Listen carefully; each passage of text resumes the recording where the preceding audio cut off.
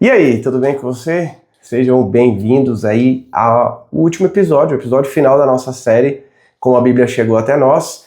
E se você acompanhou até aqui, acompanhou os episódios anteriores, então você viu uma jornada bem grande, né? Daria para falar muito mais coisa, mas a gente começou com Deus mandando os profetas escreverem, passando por Esdras depois, restaurando os textos, depois do exílio. A gente viu a Tanar, que são os livros do Antigo Testamento, se organizando. Depois a gente falou da Septuaginta e no mundo do tempo de Jesus. E aí a gente acompanhou no último episódio Paulo escrevendo as primeiras cartas para as igrejas.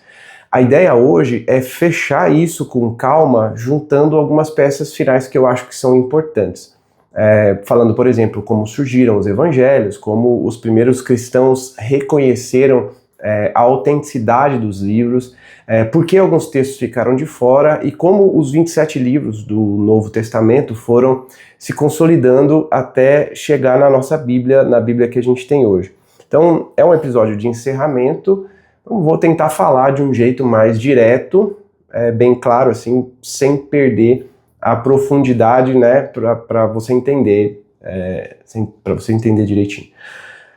Vamos lá, a gente terminou, eu vou começar da onde a gente parou.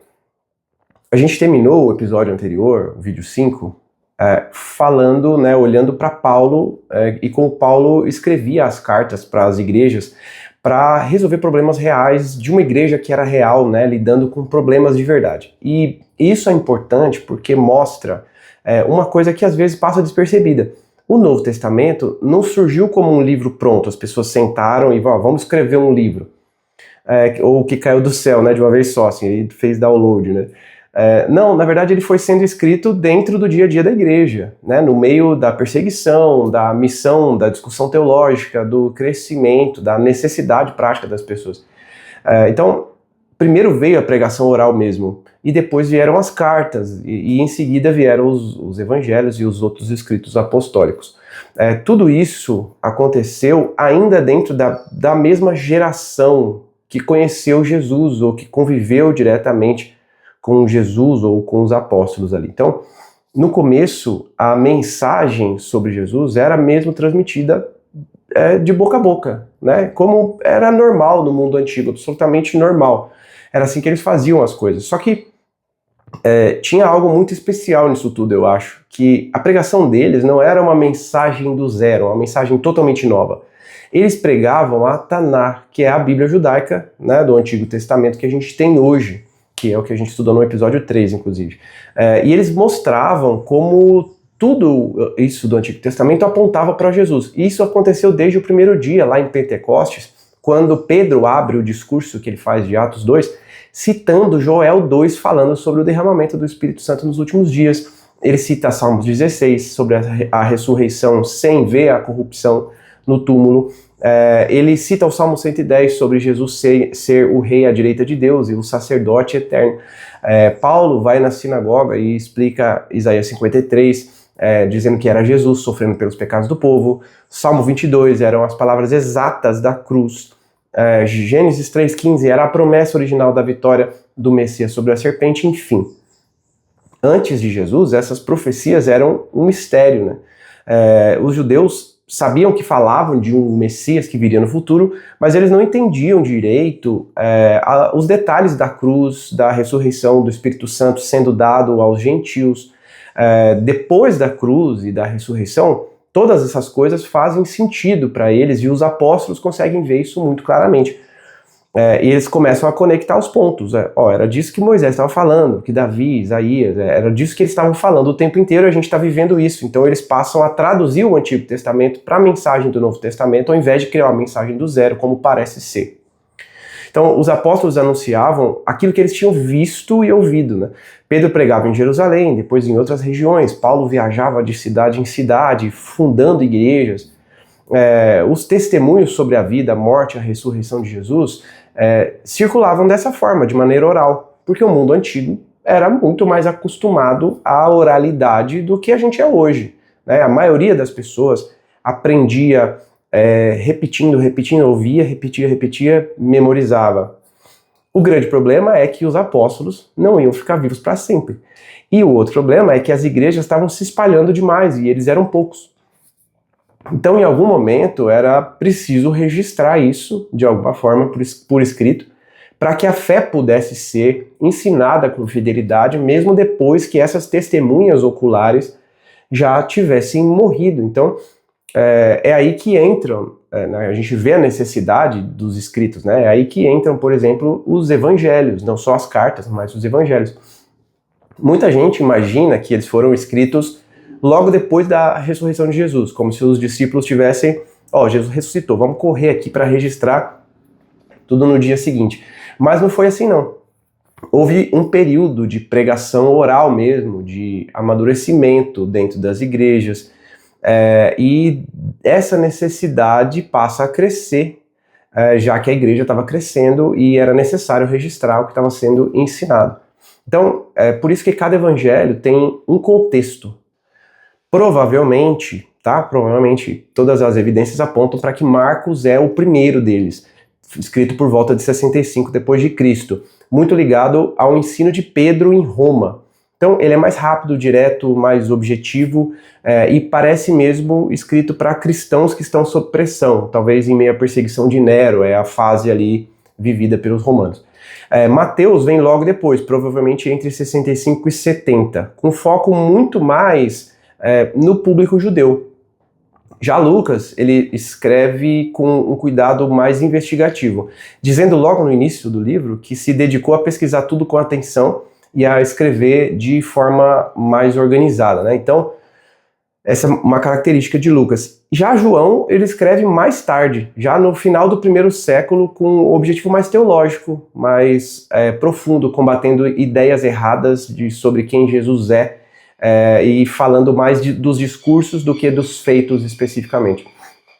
Então isso diz muito sobre como o Novo Testamento nasceu. Ele não nasce num gabinete religioso, nem numa reunião de liderança, decidindo de uma forma abstrata o que vai ser escrito. Não, ele nasce da necessidade, desse negócio orgânico, né? A necessidade concreta de guardar o testemunho e registrar aquilo que eles conheciam sobre Cristo. Então Marcos escreve para lembrar a igreja de quem Jesus é. Mateus escreve para mostrar para os judeus que Jesus é o Messias prometido.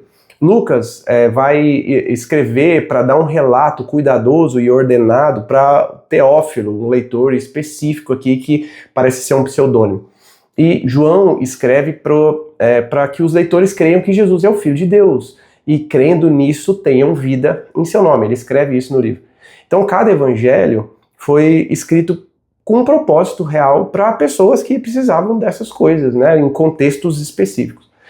O mais interessante nesses evangelhos é que eles não se contradizem, embora tenham sido escritos em épocas diferentes para públicos diferentes. Eles se complementam. Então, cada um vai destacar aspectos diferentes da pessoa e da obra de Jesus. Então, Marcos é mais direto, né, mais narrativo, parece mais urgente assim para um público perseguido, né? Mateus é mais voltado para o cumprimento das profecias no Antigo Testamento, até por causa do público que ele lida, que são os judeus. Lucas é mais detalhado, mais histórico, assim, tem umas coisas mais detalhadas. E João é mais reflexivo, mais profundo, mais teológico. Então, quando você junta os quatro, você tem uma imagem muito mais completa de Jesus do que se você tivesse só um deles. Isso ajuda a entender por que a igreja recebeu esses evangelhos tão naturalmente. Porque eles transmitiam de uma forma muito confiável e complementar o testemunho que já era apostólico sobre Cristo. Então eles já ouviam essas histórias oralmente, muito provavelmente. Mas os evangelhos, claro, não foram os únicos escritos do Novo Testamento, você sabe disso. Então as cartas continuaram surgindo e então agora a gente precisa olhar para o quadro completo, né, para os outros escritos também. Paulo escreveu várias dessas cartas entre aproximadamente 50 e 60 depois de Cristo. Tiago escreve para cristãos dispersos que precisavam de conselhos práticos sobre a fé. Ele chama de cristãos da diáspora, né? A igreja espalhada. Pedro escreveu para encorajar os crentes em sofrimento. João escreve as suas cartas para fortalecer as igrejas contra os falsos mestres. Já é uma missão apologética dele, né? E Judas faz um alerta. Por exemplo, Judas contra a igreja, a gente pode dizer que contra a gente infiltrada na comunidade cristã. O livro de Hebreus é interessante porque ele tem uma linguagem muito refinada, que ele vai mostrar a superioridade de Cristo sobre tudo o que veio antes. E a gente não pode deixar de falar do Apocalipse, que no final da história oferece uma visão da vitória de Jesus, né, da vitória final. Então, tudo isso foi surgindo de forma muito orgânica dentro da vida da igreja, sempre com um pé na missão e o outro na preservação da verdade. Então, a gente quer espalhar isso aqui, mas a gente também quer preservar isso aqui, né? E uma pergunta importante, que eu acho que surge, né? Como os cristãos sabiam quais desses escritos eram realmente apostólicos e quais não eram? Qual deveria ser aceito e qual não, né? Essa é uma pergunta muito central, porque ao longo dos primeiros séculos apareceram muitos outros textos com nomes parecidos. Alguns eram de fato bons, assim, úteis, né? Mas outros não. Outros a gente já sabia de cara, só de ler, já sabia que não prestava. Alguns eram mais úteis, né, para a leitura devocional, por exemplo, mas outros eram claramente falsos. Então a igreja precisou aprender a distinguir o que vinha dos apóstolos e o que era só uma imitação barata daquilo que os apóstolos tentavam fazer. E aí entram 3 critérios que os cristãos, que essa igreja primitiva usava de forma bem prática. O primeiro critério era a apostolicidade, palavra bonita, né? O texto vinha de um apóstolo de Jesus, diretamente, ou de alguém muito próximo aos apóstolos. Exemplo, Marcos estava ligado a Pedro, Lucas estava ligado a Paulo, por isso que foram aceitos. As cartas de Paulo, claro, vinham de Paulo, né? João escrevia também como testemunha ocular da vida de Jesus. Então esse era o primeiro critério. O segundo critério era a ortodoxia, ou seja, o conteúdo concorda com o ensino que a igreja já tinha recebido dos apóstolos. Então, quando você lê, ele traz ideias estranhas, contraditórias, uma coisa meio distorcida, né? Esse é o segundo. E o terceiro era o uso geral, a aceitação. O texto era lido, aceito, era usado de forma ampla entre os cristãos, espalhados por todas as regiões. Quando um escrito circulava demais, assim, e era reconhecido por várias comunidades, isso pesava também, não era o único critério, mas era um critério que com certeza pesava a favor daquele livro, a aceitação ampla da igreja. É por isso que alguns textos, então, ficam de fora do Novo Testamento. Não porque eles fossem absurdos, assim, em termos de conteúdo, ou sem nenhum valor, mas porque eles não tinham a mesma marca apostólica, nem essa, talvez, aceitação ampla, por exemplo, falhava em algum critério desse. Alguns exemplos ajudam a gente a entender isso. O Evangelho de Tomé, por exemplo, é um texto do século II, cheio de ditos que foram atribuídos a Jesus. Eles falaram que era um Evangelho de Tomé, mas ele era do século II, mas com forte influência de ideias gnósticas. Outro é o Pastor de Hermas, por exemplo, que é um texto útil, antigo, útil em certos aspectos morais, né? Mas não é apostólico e é tardio demais. Outro texto que eles usavam era Didaquê, né? Que é um manual eclesiástico muito interessante, importante, aliás, é até bom conhecer, né, para conhecer a vida da igreja primitiva, mas não era um evangelho nem uma carta apostólica, ele só era lido, mas não era aceitado como canônico, né? Aceito, né, pelo amor de Deus. O Apocalipse de Pedro também circulou em algumas comunidades, mas ele também não teve a mesma base e autoridade dos outros livros, né, que acabaram sendo reconhecidos. Então, a igreja não inventou o cânon do nada, ela foi reconhecendo esses livros ao longo do tempo, reconhecendo quais carregavam essa autoridade apostólica de maneira clara. Acho que um dos marcos mais importantes desse processo, que é uma evidência muito boa, é o fragmento Muratori, não sei se você já ouviu falar, mas é um pedaço de manuscrito pequenininho assim, ó, um pedacinho que lista a maioria dos livros do Novo Testamento já lidos nas igrejas por volta de 170 depois de Cristo. Ele é um pedacinho assim de 10 por 17, pequenininho assim, ó, que foi achado em 1740 na biblioteca em Milão dos agostinianos, né? Ele estava escrito em latim, um latim bem simples, provavelmente um latim muito antigo, né? Já não é igual o da Vulgata, por exemplo. Provavelmente traduzido do grego original. Então começa meio cortado assim no final de Marcos, mas ele lista os 4 evangelhos, os Atos, as 13 cartas paulinas principais, 1ª e 2ª João, Judas e Apocalipse e Hebreus. Vai faltar os 2 de Pedro, Tiago, as 3 de João, né?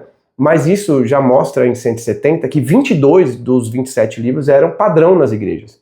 Isso mostra que muito antes de qualquer concílio que possa ter vindo depois, a igreja já tinha uma noção bem definida de quais livros eram lidos publicamente e aceitos como escritura. Então, embora não houvesse uma lista oficial nesse sentido moderno que a gente vê hoje, né, já havia um consenso forte e crescente sobre a autoridade desses livros. E esse consenso não surge de uma decisão arbitrária, ele surge da própria prática das igrejas, da autoridade dos apóstolos e da continuidade do ensino e claro, da proteção de Deus com essas listas, né, com esses livros. Então esse fragmento é muito interessante. Outro ponto importante é perceber que os livros do Novo Testamento, eles começam a ser copiados e trocados entre as igrejas muito cedo. Uma carta escrita em Corinto, por exemplo, podia ser lida em outras comunidades. Paulo mesmo pede para que algumas cartas sejam compartilhadas. Em Colossenses, por exemplo, ele orienta que a carta seja recebida e seja lida também na igreja de Laodiceia, né? E que os colossenses leiam a carta que veio de lá. A gente não teve acesso a essa carta, mas ele cita isso lá em Colossenses, né? Isso mostra que desde o começo havia uma consciência de circulação, né, dessas cartas e dessa autoridade. Então não eram textos privados, secretos, mas eram escritos e destinados para todas as igrejas. E quando esses escritos continham o testemunho apostólico, eles eram tratados com reverência como escritura, do mesmo jeito, com a mesma reverência que o Antigo Testamento era tratado. Agora, talvez alguém pergunte, né, e as diferenças entre as traduções e os manuscritos? Como que a gente sabe que o Novo Testamento ele chegou para nós e ele ainda é confiável? E a resposta é muito legal, porque eu também tinha essa dúvida. O Novo Testamento, eu tinha essa dúvida até descobrir isso, na verdade, né? Que o Novo Testamento é de longe o livro antigo com a maior quantidade de manuscritos preservados. Então, existem milhares de cópias das versões gregas, além das versões antigas em outras línguas e citações dos pais da igreja. Isso não significa que não existam pequenas diferenças, porque existem sim. Mas significa que a gente tem material suficiente para comparar e reconstruir o que seria o texto original e verificar com bastante segurança o texto que de fato foi escrito, tanto do Antigo quanto do Novo Testamento. Então, em outras palavras, a transmissão foi muito cuidadosa, foi ampla, assim, muitos manuscritos e foi muito bem preservada. Isso ajuda a entender por que a igreja recebeu o Novo Testamento como escritura. Não foi apenas porque eles gostavam dos textos, mas foi porque esses textos tinham autoridade, tinham coerência, tinham grande circulação e eram muito bem preservados. Então, é preciso entender que a igreja primitiva não criou a palavra, ela recebeu a palavra de Deus. E essa distinção é muito importante. Os livros do Novo Testamento não passaram a ser inspirados no momento em que a igreja decidiu reconhecer esses livros, entende? Não teve uma igreja que falou, não, vou reconhecer. Não, eles já eram inspirados desde quando eles foram escritos pelos apóstolos e pelos seus companheiros ali, né? O reconhecimento da igreja, claro, foi muito importante, mas a igreja não determina a autoridade dos escritos, a igreja identifica a autoridade, e essa diferença é muito importante. E isso também explica porque os evangelhos são tão centrais. Porque se os apóstolos anunciam um Cristo de verdade, que morreu, que ressuscitou mesmo, foi real o que aconteceu, então a igreja precisava preservar esse testemunho com fidelidade. E os evangelhos vão fazer isso muito bem. Eles não são só umas biografias, tipo as biografias que a gente compra hoje, assim, no sentido atual, né, uma biografia moderna, mas elas também não são lendas soltas, né, são testemunhos cuidadosamente transmitidos, que foram escritos por homens que tinham proximidade com os fatos ou que tinham acesso direto a alguém que presenciou os fatos. E é por isso que a igreja jamais tratou os evangelhos como textos secundários, assim, como textos que eram descartáveis. Na verdade, eles estavam no centro da fé cristã desde o começo da igreja, desde que eles foram escritos, praticamente. E o mesmo vale para as cartas. Uma igreja em sofrimento precisava de consolo, de direção, de correção, de doutrina, né? Uma igreja confusa, naturalmente, precisava de um ensino mais claro, né? As igrejas divididas precisavam de advertência. E os apóstolos respondem a tudo isso escrevendo. E é muito legal perceber isso, porque o Novo Testamento nasceu da vida da igreja, mas também da necessidade de preservar a verdade. São duas coisas que caminham naturalmente juntas.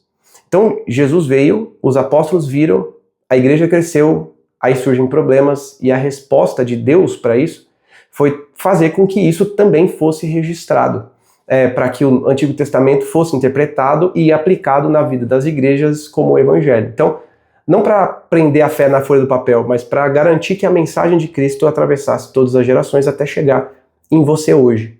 Então, se a gente olhar a série inteira, eu acho que o caminho fica muito bonito. Os 6 episódios, né? Esse é o 6º. Então, primeiro Deus manda escrever o Antigo Testamento. Depois Deus preserva esses textos no meio da guerra, do exílio, para voltar, né, para o retorno, para a organização do povo. Né? E depois os judeus reconhecem a Taná, e aí daí vem a versão grega dela, a Septuaginta, que foi espalhada aí na época de Jesus, né, que era a Bíblia que Jesus lia. E aí Jesus e os apóstolos começam a escrever, então, o Novo Testamento, os apóstolos e as testemunhas escrevendo sobre Jesus, né, primeiro nas cartas, depois nos evangelhos e outros escritos apostólicos.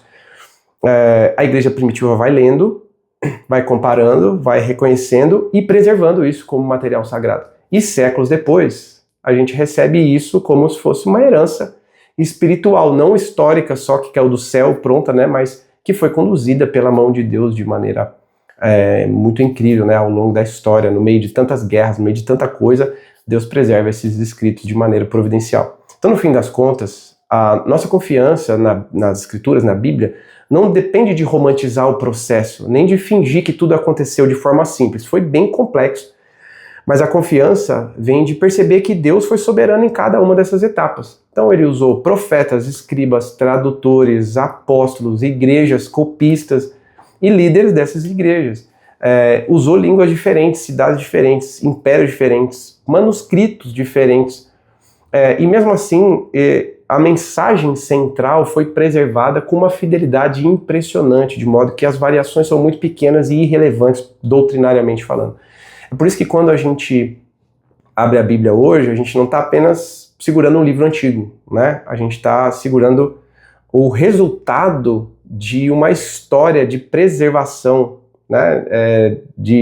Dos homens, né? Deus cuidando e dando direção divina que atravessou por muitos séculos. Então, essa é a conclusão da nossa série. A Bíblia chegou até nós por um caminho muito longo, muito complexo, mas profundamente guiado por Deus. Não foi tipo uma mágica, não aconteceu por acaso, não foi manipulação de um grupo, uma instituição religiosa, não. Foi providência divina pura e simples. E eu acho que a palavra providência resume bem tudo que a gente viu. Se você parar para pensar, Deus falou, Deus mandou escrever, Deus preservou, Deus conduziu o reconhecimento da igreja e Deus continua usando as escrituras para falar com a gente ainda hoje. Bom, se você acompanhou a série até aqui, eu quero te dar uns parabéns, né? Porque foram vídeos longos, né? Mas eu acho que foi muito legal. A gente vai chegar ao fim desse assunto, mas, bom, a Bíblia continua aberta aí diante de você, tá? Então o próximo passo não é conhecer a história da Bíblia, é ler, estudar e obedecer. Mas eu vou chegar, a gente vai chegando ao fim desse assunto. Nós temos outras séries, eu tenho outras coisas planejadas, vou continuar gravando. Eu espero que você tenha gostado. Deixa seu comentário. Se você gostou dessa série, foram 6 vídeos. Logicamente, teria muito mais assunto para se a gente quisesse se aprofundar, né? Teria muito mais assuntos, muito mais detalhes, mas eu acho que o grande esqueleto de como as escrituras chegaram até nós ficou bem claro nessa sequência de 6 vídeos. A gente vai conversando mais sobre isso, e se a gente mais para frente achar que tem necessidade de gravar um 7º episódio, de repente, eu gravo para vocês. Então, deixa aqui seu comentário, o que você achou da série, e assim, compartilha com as outras pessoas, porque é um conteúdo denso, deu bastante trabalho. Eu sei que a maioria das pessoas não assiste vídeos longos, né? A galera prefere, de fato, vídeos curtos, vídeos menores, mas conhecimento não é para qualquer um, né? Tem gente que prefere ficar rolando o feed, né? Então, fazer o quê? Mas é isso aí. Curta, compartilha. Se você não é inscrito no canal, se inscreva. E, no mais, Deus abençoe você. Fiquem com Deus. Tchau.